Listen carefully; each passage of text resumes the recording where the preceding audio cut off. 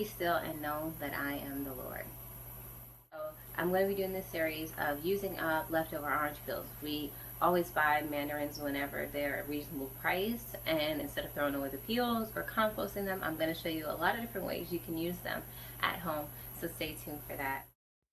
So to make your air freshener or potpourri, it's very simple. We're going to start by layering in different dry, or if you're going to be cooking this on the stove, you can have items that are not dehydrated or that are fresh to give a really good aroma.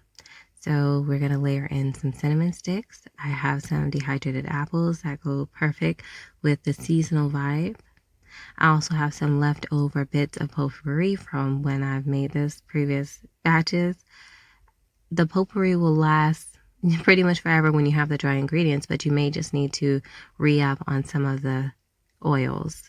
Here I have some dry flowers. You can use whatever ones you like. Roses, sunflowers. Then I'm going to be adding in some fresh cinnamon, star anise, and clove whole. I find that just makes it smell better and it's better for the look. So here I am dumping in the cloves here. I'm going to put in the star anise. And one thing I will say about all of these spices, these are all very warm. They're all good for inflammation. They're really good for if you have any problems with sinuses, if you do teas.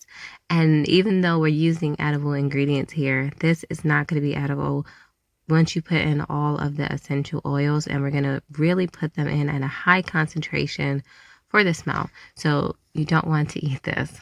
Next, I'm going to put in some fresh orange peels. Now, if you want to make this as an air freshener only, you're going to want to use already dried out peels, just because you don't want any mold or anything like that forming. Now you can get real fancy with this and cute. You can have little orange ribbons. It's all in the way that you peel them. But here I'm just going to break them up just so you can see the little bits of orange throughout once I mix everything together. Now you can also do this with other citruses as well. They all work really well here. And now it's time to put in our essential oils. These are going to be to your own liking. I'm choosing pine needle because that is just goes with the whole winter theme.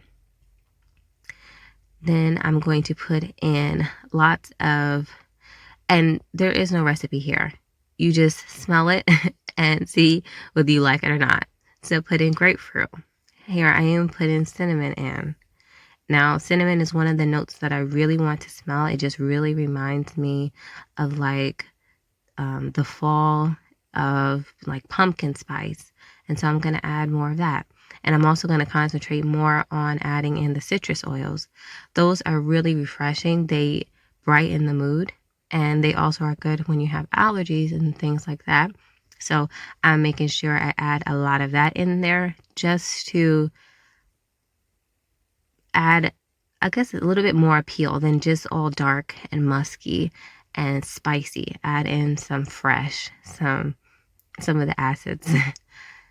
And so I'm just adding in more here. And I like when I'm doing something that I'm not going to be eating, I usually like to just use plastic bowls. You can use plastic utensils to mix them up. But of course, once you wash it, it'll be fine. But that's just something that I pretty much like to do. And if you decide to use your hands like I will be doing, you just want to make sure you wash your hands so that when you're eating, you're not getting the oils on there. So last, I'm just going to add in some of the dehydrated lime slices that I have. I really like the scent of lime, and that's one thing I didn't add in here, but you can add the now essential oil lime. Smells kind of like candy. I like that lime is a little bit sweeter than the lemon. And you can also add bergamot as well. That's another sweet citrus smell that I really enjoy. So once I get this to my liking, I'm just going to mix it in and we're going to portion this out. So in the first jar, I'm going to show you how you can make little potpourri gifts. And so I'm just going to try to layer in. It's just important I try to incorporate everything in there. So some lime, some clove, some star anise, a cinnamon stick, and just try to layer it so that it will look really nice. Put in some of the flowers, and then just to fill it in, I'm going to take some of the small bits. It's really simple. And like I gave the tip before, if you're going to be gifting these, just use an old mason jar lid so you're not using or giving away something that you could have canned. And I just want to add in any kind of dry fruits is fine for this. You can do cranberries, you can do maybe dried pears. All of those will give a really nice, rich aroma. So pretty much go crazy with this and do whatever you desire. This is what the first jar is looking like. As you can see, there's different pinks and oranges and browns. That's what I was going for. Next, I'm going to show you what you can do with a sachet. Now, the thing that I love about these sachets is you can put them directly into water and it will just be easier to drain all of the different pieces out. Because we are using some dehydrated things, they are going to plump up, so that's going to change the amount of water that you need as well. So with the sachets, I'm just doing the same thing. This is what I would use as an air freshener and tie it around maybe my mirror or any kind of places that I can in the car just to give a good scent. This is something that I actually used to sell and it got really good reviews. It works really well, and a lot of people did say that it worked better than the traditional air fresheners. And the good thing about this is if you make this at home, whenever you're saying, okay, it's getting a little weak, you can keep doing it. So you don't have to buy any of the air fresheners anymore. I'm going to just do a bunch of these and I'm going to layer them into this mason jar. And you can also use this as gifts or just a way to keep in the fresh scent. So lastly, with the bits that I have, I'm going to transfer it to a little pot. And we're just going to get the water to the same level. What I found is because I used a lot of dehydrated things, I actually probably needed to add maybe 1.5 parts water to the amount of dry ingredients that I have here. But you just watch the stove. If it's soaking up more of the liquid or if it's getting to the point where it's losing its liquid, just keep adding it in and you can just add in more essential oils. So here I am, just adding in the water and I'm just seeing the look of it. And just so I didn't waste any of the bits, I put the water straight in the bowl from the beginning. And so this is what it looks like, and we're going to get that on the stove. We're going to bring it to a boil, let it steam nicely.